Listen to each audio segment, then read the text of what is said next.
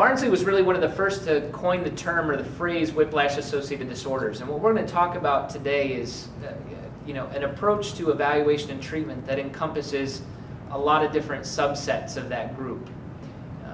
He defined it as an injury to one or more elements of the cervical spine that arises from inertial forces. Inertial forces can not only come from an automobile, but it can come from an impact with during a sporting event. So a collision, a fall, a work-related injury where somebody is say a healthcare worker is transferring a patient improperly. They pull around the neck and they jerk the motion when they go to transfer the patient.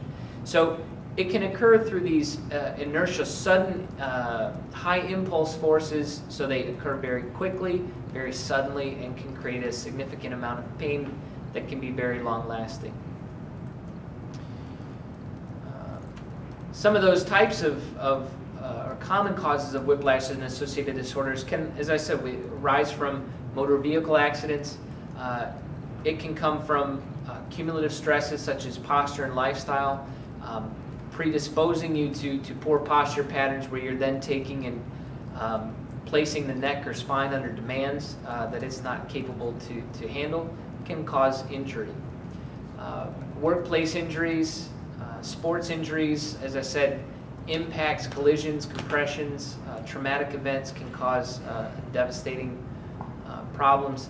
And here we see in our video the effects of a pretty severe and obviously rare cause of whiplash associated disorder, but a fall where you're impacting, in this case,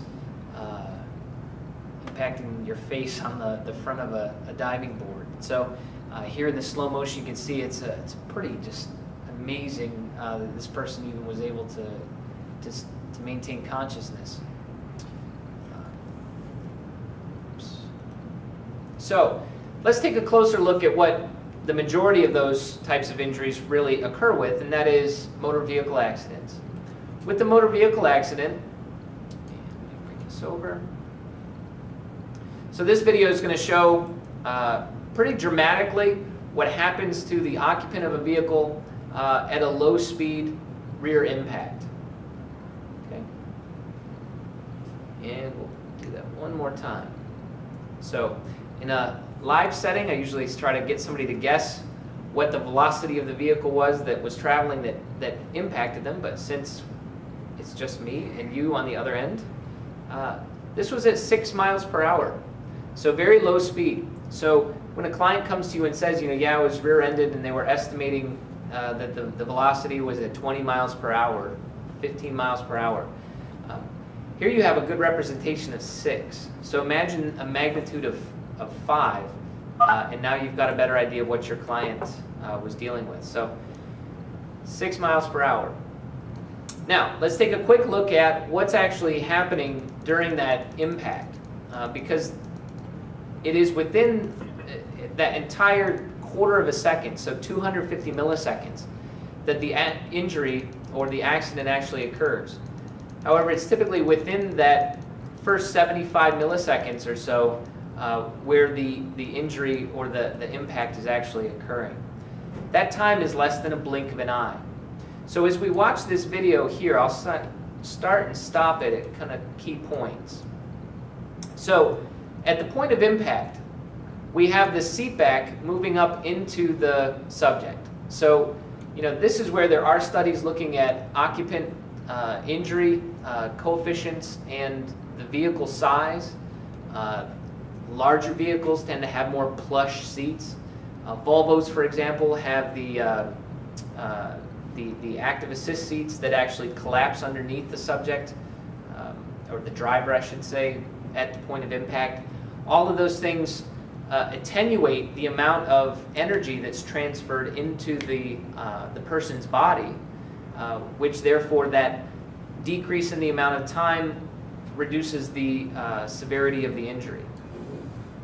So we've got the seat back collapsing into the subject, and then the next motion is that there is a loading and compression that's occurring here as the spine begins to straighten out.